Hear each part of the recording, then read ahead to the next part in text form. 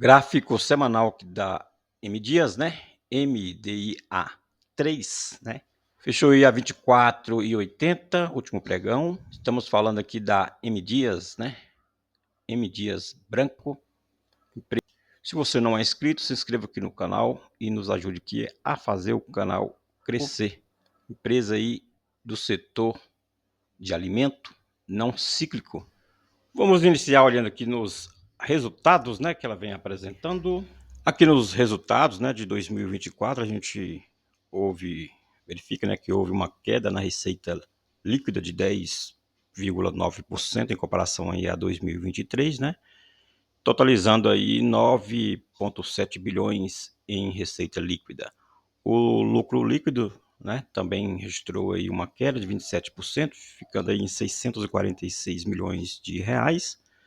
O EBITDA, né, o lucro antes de juros, impostos, né, a depreciação e a amortização, teve uma redução aí de 16%, atingindo aí 1,19, quase 1,2 bilhão de reais aí. Apesar da queda na receita, né, a empresa aumentou sua participação no mercado, né, em biscoitos, né, então de 31,8% para 32%. Em farinha de 10,7% para 11,9%. A empresa encerrou o ano aí com uma posição financeira sólida com 2,1 bilhões em caixa e alavancagem zero. Então isso aqui mostra o que é a empresa, né, e por que ela está aí agora passando a pagar dividendos mensalmente. E aí, pessoal, é dividendo, tá? Não é juros sobre capital próprio, né? Como os bancos, né? Alguns bancos pagam, né? Como o Bradesco e o Itaú. E aí, complementando, né? A M. Dias Branco, né? Implementou uma nova política, né? Como eu acabei de falar, né? De dividendos, né? Com pagamentos mensais de 3 centavos, né? Parecido lá com a JHSF, né? Que também faz a mesma coisa. Agora ela está implementando a partir de abril, né? As ações da empresa, né, MDIA 3, né, na B3 acumularam aí uma queda de 25,95% nas últimas 52 semanas, mas apresentaram aí uma valorização de 9,27% no último mês e de 25,8% em 2025 até o momento. Alguns pontos, né, que podem impulsionar a empresa, né, agora em 2025, né, ou a partir de agora, né. Então a liderança de mercado, né. Então a M Dias é líder nos segmentos de massas e biscoitos aqui no Brasil, né, o que lhe confere uma vantagem competitiva significativa em um mercado de consumo básico, tá? Então consumo aqui não cíclico, né. Nova política de dividendos, né? Então o pagamento, como mencionei, né, que ela passou a pagar agora mensalmente. A recuperação no último trimestre de 2024, vou mostrar daqui a pouquinho, né? Então ela teve aí um ano desafiador em 2024, o quarto trimestre de 2024 ela mostrou sinais de recuperação, tanto na receita quanto no lucro líquido, né? Em relação ao trimestre anterior. Solidez financeira, né? A empresa encerrou 2024 aí com uma posição de caixa robusta, né? Apesar das dificuldades que ela apresentou aí, né? E alavancagem zero. Aumento da participação de mercado, né? Mesmo com queda na receita de 2024, a empresa conseguiu aumentar aí sua participação em importantes mercados como com biscoito e farinha, né? Foco em eficiência operacional, né, o fechamento de unidades Fabris, né, e centros de distribuição em 2025, né, conforme ela está se programando aí, visa otimizar a malha logística, né, e aumentar aí a competitividade dela. Potencial de crescimento, né, em valor agregado, né, a empresa possui marcas, né, com maior valor agregado, né, premium, que podem impulsionar a receita e a rentabilidade no futuro. Alguns desafios, né, e ponto de atenção que a empresa precisa também olhar, né?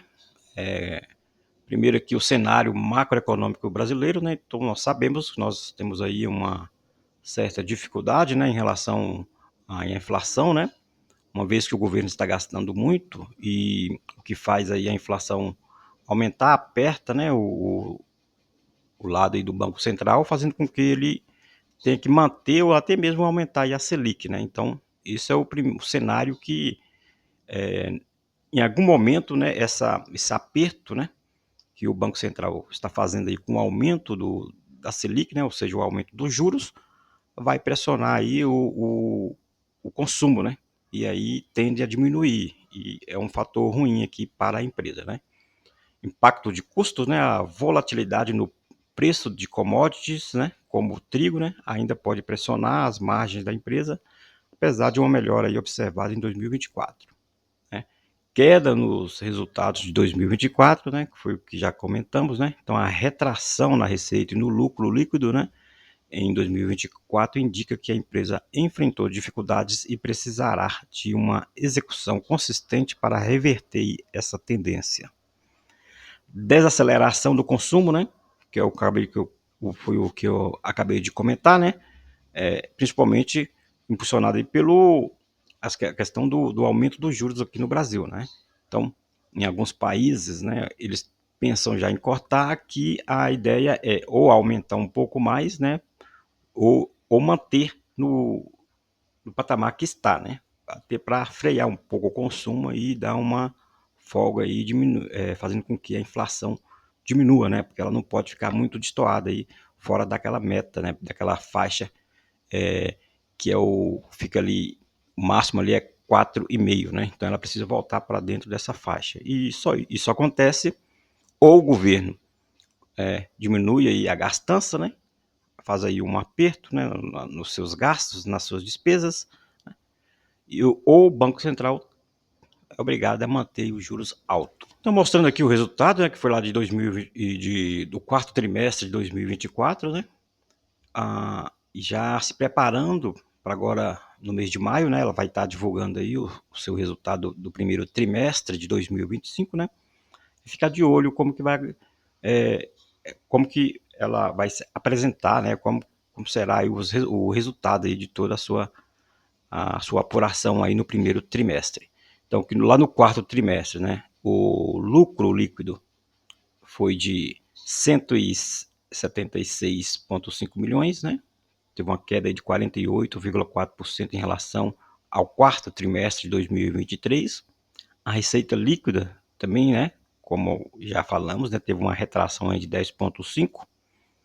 E houve aí uma recuperação em relação ao trimestre anterior, né? Ou seja, esses dados em relação ao terceiro trimestre de 2024 foi aí, teve uma recuperação aí. E ela precisa demonstrar isso também agora no primeiro trimestre de 2025.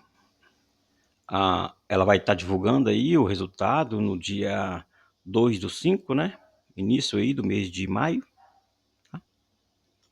Para quem não conhece, aqui tem algumas marcas, né, da empresa, né? Da Dorita, Adria, Brasilar, né? Várias outras marcas aqui, né?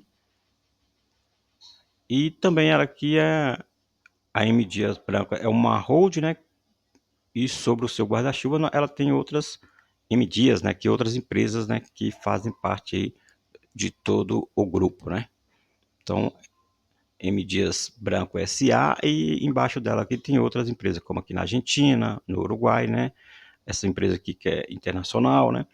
E outras empresas aqui, por exemplo, aqui, ó, terminal de grãos, né, de Fortaleza, terminal de trigo, né, do Rio de Janeiro, né? Então, estão várias outras empresas aqui dentro do grupo e dentro dessa grande empresa da Hold, né, M. Dias Branco. O último pregão aí, ela fechou a 24,80, conforme estamos olhando aqui no status invest, né? Então, queda aí. E outra coisa que a gente pode olhar aqui, ó, o PVP dela tá, né, mais ou menos a um ponto, próximo de 1, né? Então, e o preço sobre o lucro, né, é um pouco alto, né, de 13,02, tá? Mas aí a gente vê aqui nos indicadores de eficiência, né, que a margem líquida dela é bacana, é de 6,68, né? Isso aqui não pode estar muito baixo, né? A maioria das empresas aí desse setor trabalha com uma margem líquida menor, né? A indicador de rentabilidade, né, o ROI, poderia, né, melhorar um pouco também, que está muito baixo, né, 8,08%, né? E os indicadores aqui de crescimento, né? Então a receita aqui nos últimos 5 anos aumenta aí de 9,62%, né? E o lucro aqui em 5 anos foi de 3,01. Então aqui também a gente consegue perceber, né? O Status Invest traz aqui o cronograma, né? Agora, dia 22/5. Então ela vai estar pagando aí, ou melhor, dia 22 é a data com, né? 22/5 vai ser a data com, para quem quiser receber esses 3 centavos aqui no dia 30/5, tá? E agora, 30/4, ela vai estar pagando aí mais 3 centavos, referente aqui ao 22/4, né? Que já passamos essa data aqui, essa data com. A empresa tem um patrimônio líquido aqui de próximo de 8 bilhões, né? Uma dívida bruta de 2,3, mais uma disponibilidade aqui de 2,1, o que, quando se subtrai aqui da dívida bruta, né? Nós temos aqui uma dívida líquida de 219 milhões de reais, né? Então aqui no gráfico semanal da M Dias, né, a gente percebe que ela faz aqui há um bom tempo, né, esse canal aqui lateral, mas ela está aqui na parte de baixo, né? Ameaçou que perder ele em várias semanas, né? 1, 2, 3, 4, 5, 6 semanas, e depois recuperou e está aqui dentro de novo. Será que ela vai chegar aqui, voltar aqui para os 39,45, ou então um pouquinho acima, né? Mais na ponta em cima, 44,28?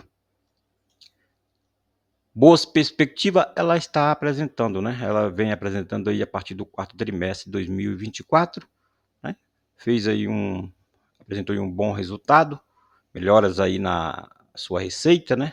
Margem e no lucro líquido. No diário a gente percebe que ela já acumulou bastante aqui, né? Em cima desse preço aqui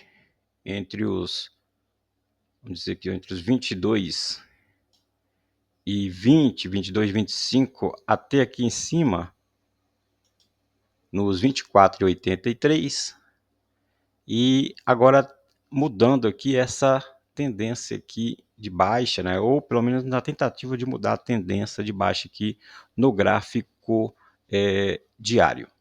Acumulou e deve fazer aqui um bom movimento para cima, né? E atingindo lá aquele preço lá que falamos, né? Então aqui pelo semanal a gente consegue verificar, ó, o acúmulo, e é provável, né? Esperamos aqui que ela continue fazendo aqui seu movimento, principalmente se ela continuar a apresentar aí um bom resultado agora no primeiro trimestre de 2025. Apesar do nossa situação macroeconômica aqui no Brasil, né? Com as tendências de alta do juro, né? Se manter bem elevado, né? Que pode fazer aqui a diminuição do consumo. Mas se ela continuar apresentando aí os resultados, né, da recuperação de 2024, ela deve fazer um grande movimento aqui, chegando aqui no R$ 44,28, a ponta de cima aqui, ó, desse canal aqui de lateralização aqui no semanal. Com isso, agradeço aqui a todos que têm inscrito, né, que têm assistido aí os nossos vídeos. Muito obrigado, continue assistindo e compartilhando aí os nossos vídeos. Obrigado, um abraço a todos.